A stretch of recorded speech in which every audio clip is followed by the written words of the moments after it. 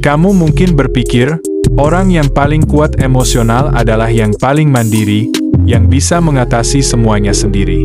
Tapi di balik kekuatan itu, ada sebuah kontradiksi yang mengejutkan.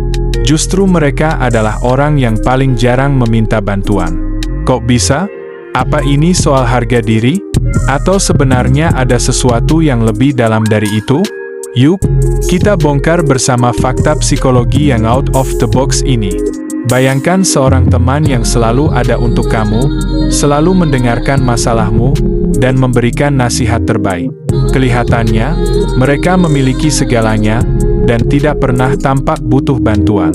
Kamu mungkin berpikir, wah, hidupnya pasti teratur banget, mereka nggak pernah merasa lelah. Tapi apa benar begitu? Faktanya, orang yang kuat secara emosional sering menyembunyikan luka terdalam mereka. Mereka terlalu sibuk menjadi penolong bagi orang lain hingga lupa untuk meminta pertolongan bagi diri mereka sendiri. Kenapa orang yang terlihat kuat jarang meminta bantuan?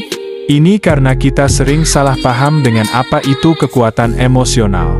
Kita anggap mereka yang kuat adalah orang yang mampu mengatasi semuanya sendiri, yang tidak butuh orang lain.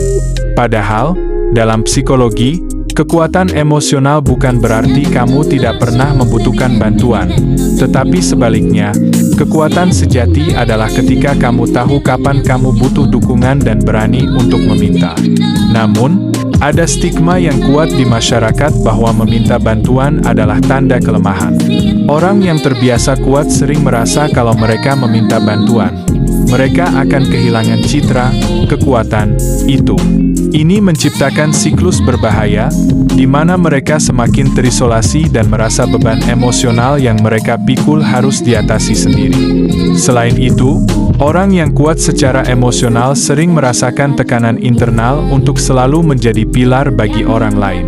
Mereka merasa bertanggung jawab atas kebahagiaan dan kestabilan orang di sekitar mereka. Ini adalah jebakan psikologis yang dikenal sebagai Superman Syndrome. Mereka takut kalau mereka mulai menunjukkan kerentanan atau meminta bantuan, orang lain akan melihat mereka sebagai lemah dan berhenti bergantung pada mereka. Akibatnya, mereka membangun dinding tebal di sekitar diri mereka, menjaga jarak dari emosi mereka sendiri. Mereka mungkin tidak menangis di depan orang lain, tidak mengeluh, dan tampak selalu tenang. Tapi di balik ketenangan itu, ada badai yang mereka simpan rapat-rapat. Studi psikologis menunjukkan bahwa orang yang jarang meminta bantuan cenderung mengalami tingkat stres yang lebih tinggi dibandingkan mereka yang terbuka meminta dukungan. Salah satu penelitian di American Psychological Association menemukan bahwa orang yang menahan diri untuk tidak meminta bantuan, walaupun sebenarnya mereka membutuhkannya, memiliki risiko lebih tinggi mengalami kelelahan emosional, depresi, dan gangguan kecemasan. Kenapa? Karena tidak ada manusia yang bisa menghadapi semuanya sendiri. Menyimpan emosi negatif tanpa pernah melepaskannya membuat mereka menjadi bom waktu yang bisa meledak kapan saja. Kamu pernah nggak punya teman yang selalu membantu kamu, tapi ketika mereka dalam masalah, mereka tidak pernah cerita?